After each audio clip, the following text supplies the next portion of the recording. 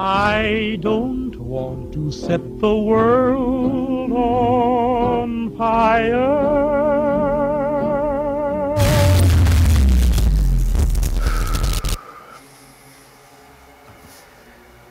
Mercredi 30 janvier 2019, 8h09. Je reviens de l'hôpital et aucune nosographie ne pourra donner les bons termes à ce que je viens de voir. Dans toute ma carrière, je n'ai jamais été aussi perturbé. J'ai effectivement rencontré pour la deuxième fois le patient 42. Lorsque j'ai voulu pénétrer la chambre, le service m'a dit qu'il n'y avait rien d'anormal, qu'il était plutôt calme, qu'il avait bien mangé, bien pris ses psychotropes. Mais avant de rentrer dans la chambre, j'avais comme une espèce de boule au ventre. J'ai enfoncé la poignée, je l'ai trouvé assis sur son lit, rien d'anormal. À partir du moment où je l'ai salué, il m'a regardé, droit dans les yeux pour la première fois. Et j'ai vu dans son comportement quelque chose que je n'avais jamais vu. Quelque chose qui ne m'avait jamais aussi mis mal à l'aise avec aucun autre patient, et j'en ai vu d'autres. J'ai vu des cannibales, j'ai vu des schizophrènes qui pensaient obéir au diable en tuant toute leur famille. Mais ce que j'ai vu là, je ne l'avais jamais vu. J'ai vu un homme qui n'était plus tout à fait lui-même. Pas au sens du trouble dissociatif d'identité, non. Encore une fois, aucune nosographie ne pourra définir ce que j'ai vu. Il n'était tout simplement plus lui-même. La personne que j'ai vue n'était pas le patient 42, c'était un homme transformé. Je ne dirais pas transcendé car je ne sais pas si là où il est allé c'est plus haut, mais peut-être que ce qui est en haut est aussi en bas. Peut-être que ce que j'ai vu dans son regard, qui était petit, c'était quelque chose d'infiniment grand, ou l'inverse. Je ne sais pas, je ne sais plus. En tout cas, le patient 42 est un homme nouveau. Peut-être qu'il n'est plus du tout un homme d'ailleurs. Fin de la note.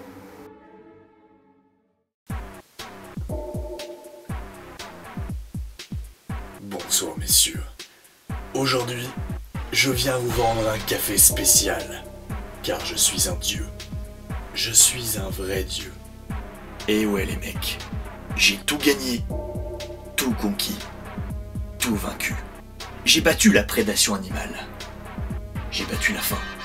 J'ai battu la plupart des maladies. La mortalité infantile, la mortalité féminine, l'ennui. Bref, je vais aussi bientôt vaincre la mort. Et peut-être même l'espace et le temps. Achetez mon café. Il est bon, il est frais, il est 100% pur. Il vous fera comprendre que vous aussi vous êtes des dieux et qu'ensemble, nous allons avancer. Vous voyez le lion de Zarathustra? Vous voyez le documentaire sur Megiddo? On va faire mieux que ça. Et on va faire ça chez vous.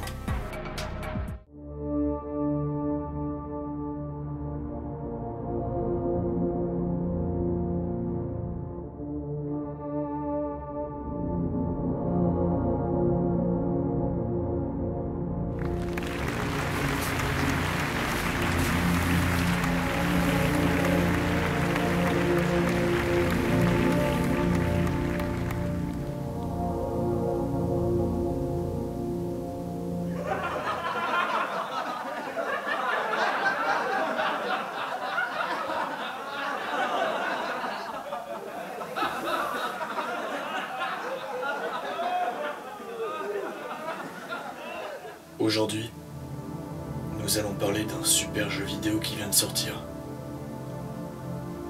Il s'agit de Resident Evil 2 Remake. Je ne crains tellement pas la mort que j'amuse mon cerveau à l'expérimenter virtuellement à travers des jeux vidéo et des films. J'ai besoin de mourir pour me sentir vivant. Ce jeu est juste génial. J'ai vraiment l'impression de mourir en y jouant. Le sang et très bien fait. Je vois des cadavres nourrissants qui essaient de commettre l'aberration qu'est l'anthropophagie.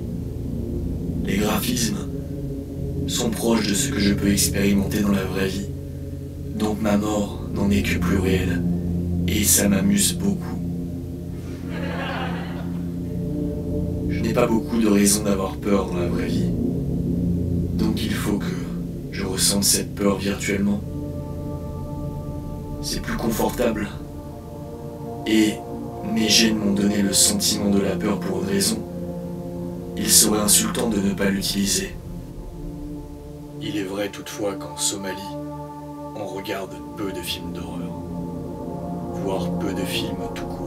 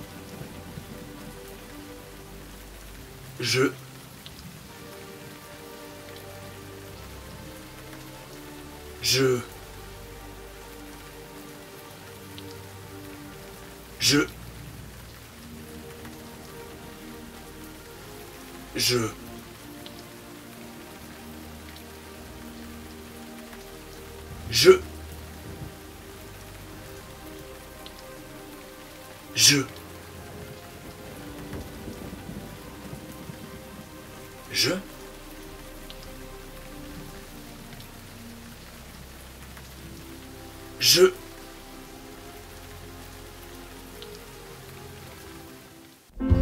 Will you take part in my life, my love? J'ai fait un rêve cette nuit. J'ai rêvé d'un petit homme, aussi fragile qu'un roseau, mais plus puissant qu'un soleil, qui a tellement pris conscience de lui-même, d'abord du fait qu'il n'était pas sa mère, puis qu'il n'était pas son père, puis qu'il n'était pas sa famille, puis qu'il n'était pas ses camarades de classe, puis qu'il n'était rien d'autre que lui-même, qu'il a fini par en devenir lui-même. Alors, ce petit homme a voulu survivre. Il a terrassé ses ennemis un à un, jusqu'à devenir lui-même son plus grand antagoniste, et a substitué à sa survie sa vie. Alors, il a vécu. Si bien qu'il ne savait plus vraiment pourquoi il était en vie. Puis, il finit par mourir de lui-même et par lui-même. Aujourd'hui, je suis vivant.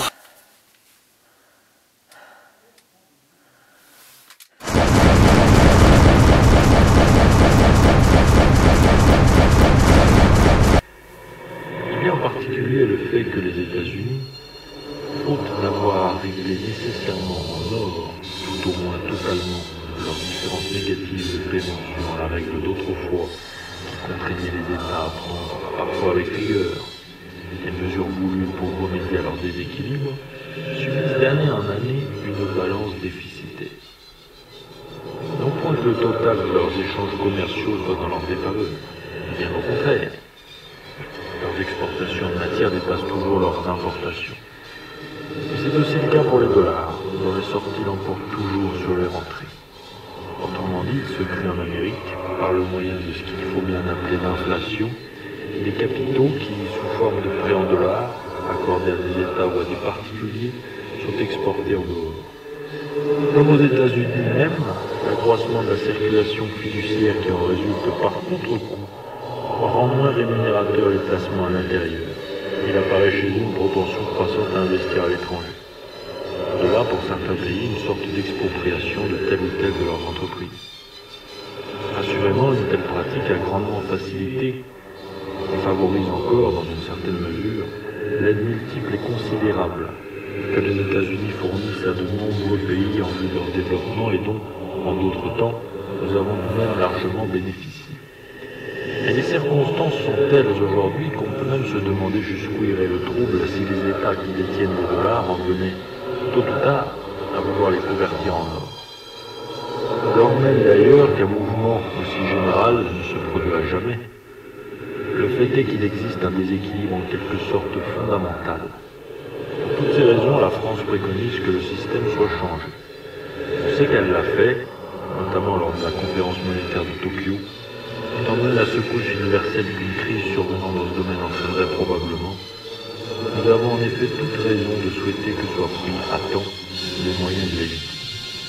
Nous tenons donc pour nécessaire que les échanges internationaux s'établissent, comme c'était le cas avant, sur une base monétaire indiscutable et qui ne porte la marque d'aucun pays en particulier. Quelle base? En vérité, on ne voit pas qu'à cet égard il puisse y avoir de critères, d'étalons, autres que l'or.